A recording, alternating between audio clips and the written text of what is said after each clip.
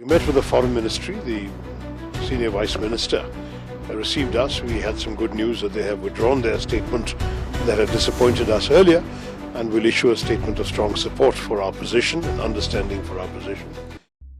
Operation Sindoor पर भारत की ओर से शशि थरूर के नेतृत्व में भेजे गए डेलीगेशन को बड़ी सफलता मिली है।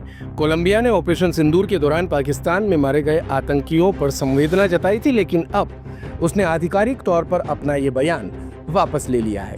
डेलीगेशन को लीड कर रहे शशि थरूर ने चिंता जताते हुए कहा था कि हम कोलंबिया सरकार की प्रतिक्रिया से थोड़ा निराश हैं। भारत के डेलीगेशन से मुलाकात के बाद कोलंबिया की उप विदेश मंत्री योलांडा विलाविसेनियो ने कहा कि हमें पूरा विश्वास है, आज हमें जो स्पष्टीकरण मिला है, कश्मीर में जो कुछ हुआ उसके बारे में अब हमारे पास विस्तृत जानकारी है, उसके आधार पर हम बातचीत जारी रख सकते हैं। कोलंबिया की तरफ से अपना पहले का बयान वापस लेने पर कांग्रेस सांसद शशि थरूर ने कहा कि कोलंबिया की उप विदेश मंत्री ने बड़ी विनम्रता से बताया कि उन्होंने ये वक्तव्य वापस ले लिया है, जिस पर हमने चिंता व्यक्त की थी और वो इस मामले पर हमारी स्थिति को पूरी तरह समझते हैं, जो कि हमारे लिए बहुत मूल्यवान है। थरूर सीमा पार से होने वाले आतंकी गतिविधियों के लिए पाकिस्तान के समर्थन और आतंकवाद के प्रति भारत के कतई बर्दाश्त नहीं करने के दृष्टिकोण से अवगत कराने के लिए कोलंबिया की यात्रा पर गए प्रतिनिधि मंडल का नेतृत्व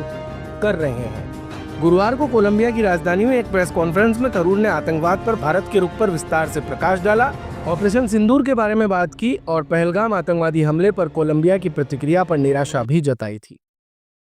Required a response because we could not allow killers to come and kill innocent tourists with impunity.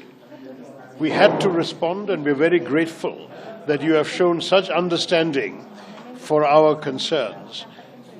There is no equivalence possible between terrorists on the one hand and innocent civilians on the other.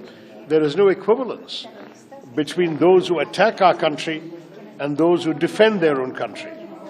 And our only disappointment with the earlier statement by Colombia was that it seemed to have overlooked this difference.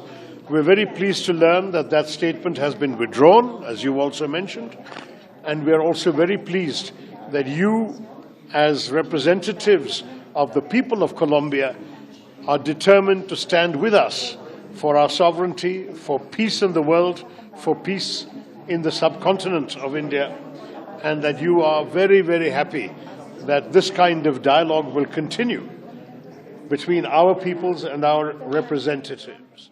दिन भर की सारी updates के लिए subscribe करें Bharat coverage को और हाँ, बेल आइकन दबाना ना भूलें ताकि आप रहे अपडेटेड हमेशा।